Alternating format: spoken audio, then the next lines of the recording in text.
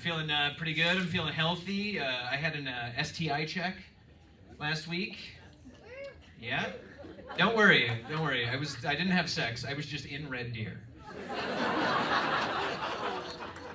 I just used the bathroom at Donut Mill. My dick touched the seat, and I was like, I am radioactive right now. I know it.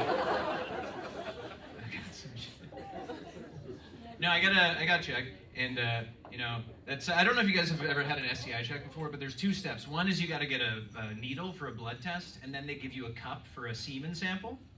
No, I've never experienced that. No?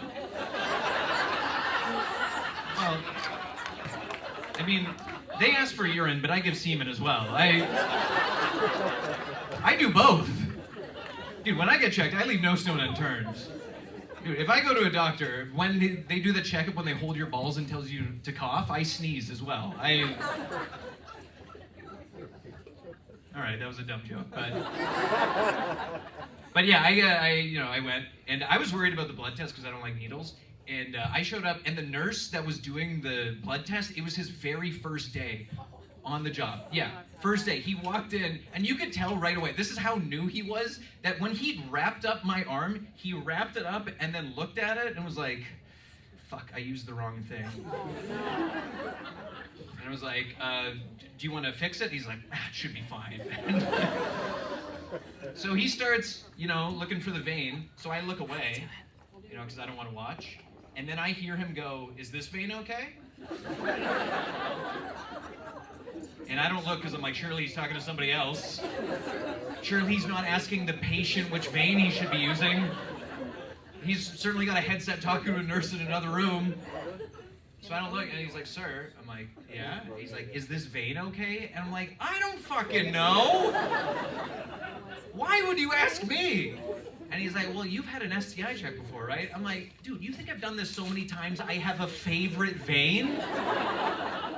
Dude, how big of a slut do you think I am?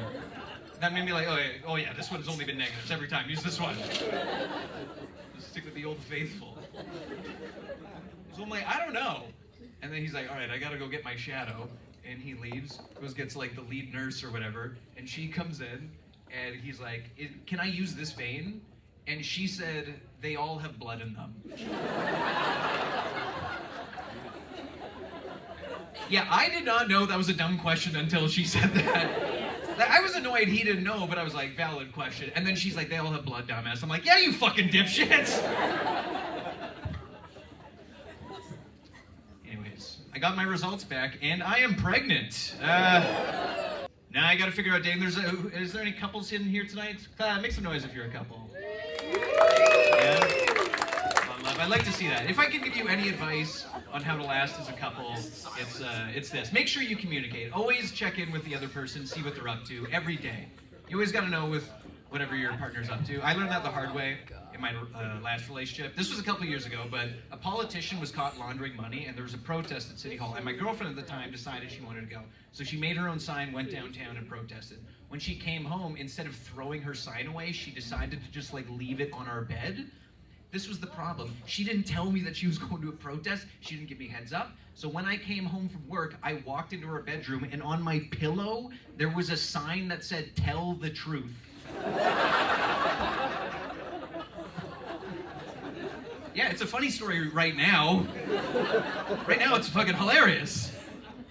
There's some nice-looking couples in here. I don't give a shit of how tight of a couple you are. When you see your girlfriend left a note like that on your pillow, you are not thinking, what the hell did city council do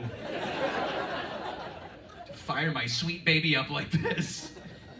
My first thought was, this is kind of embarrassing. My first thought when I saw "Tell the Truth" was, oh no, she knows I hate her friends.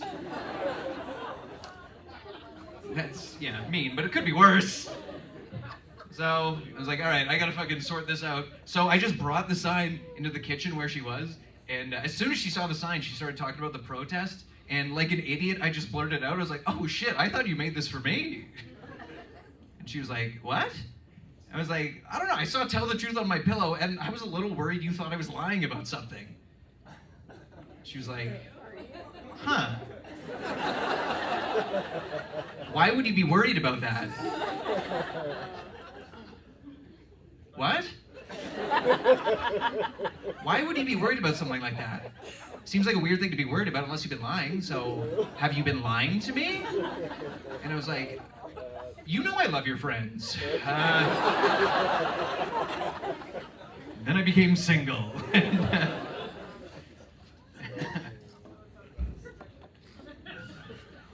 What was that? I thought you said you were in Red Deer. I was in Red Deer? I thought you lied about being in Red Deer. I lied about being in Red Deer. Well, welcome to comedy, miss. I don't know what to tell you. I was in Grand Prairie last week. Maybe I could have used that as the punchline, but... Nothing I've said is true, everybody. And ma'am, I have to tell you, Santa Claus is not real either. The Tooth Fairy, no. I'm not gonna lie, you got me thinking like, fuck, did I just fuck up my whole set by lying? Shit. I've done that before. I've done longer sets where in the beginning I was like, I'm single, and then like 30 minutes in, I'm like, I'm in a relationship, and the whole crowd's like, you fucking lying piece of shit. But anyways, I am in a relationship, and it's going pretty well, and no, I'm just fucking around. What was that? Oh, I said, are you still friends? Am I still friends with him? Only when I need a couch to crash on, but... Or, to lend him a few bucks. Or when I want to what? When you need to borrow a few bucks. When I need to borrow a few bucks? Are you just calling me poor, motherfucker? You're gonna walk inside in that cowboy hat in fucking April.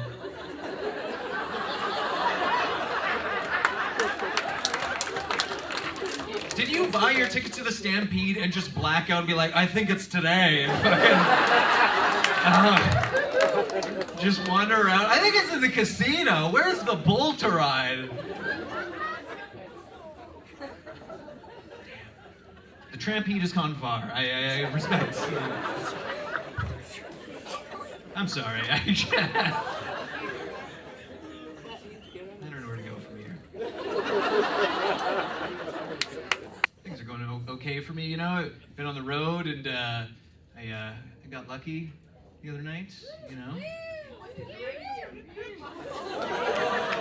What was his name? Was that some casual homophobia? Calgary, you surprise me.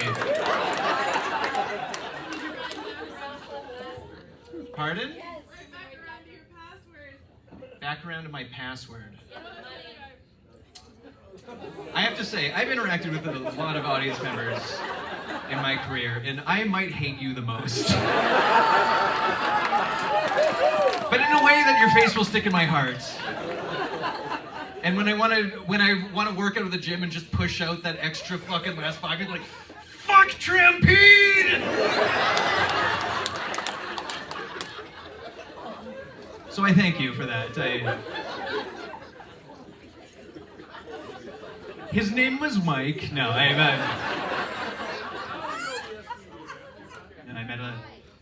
a lady, and it was going pretty good. And but I was a little bit out of my wheelhouse, because she was really into dirty talking, in the bedroom, really chatty in the bedroom. I'm more of a silent grunter. I'm not gonna lie. That's my speed. But you can't do that if you're in the bedroom with somebody and they're like, "What are you gonna do to me?" You can't be like. You'll see. You gotta hit the ball back, So we were going at it, and she was saying some stuff, and I would say stuff back. But this is what I learned about myself: is I got caught up in the moment, and with dirty talking, I occasionally make a promise I can't keep. You know what I mean? With dirty talking, it turns out I'm like a politician every once in a while. I say I'm gonna do a lot of things, with no intention of actually doing them. All this stuff, it's just like bluster for me to get into office, And then when it's time to come through with my promises, I'm like, turns out it was not in the budget. But I never want to lead my girl on, right? I want to be forthcoming. So I made it a policy. I was only going to engage in honest, dirty talk. Only going to be honest. And one time we were hooking up, and she was like, I want you to fuck me all night long. And I was like, oh, wouldn't that be something? Wouldn't that be something if I did some shit like that? And she's like, no, I actually, I want you to fuck me all night long. And I was like, here.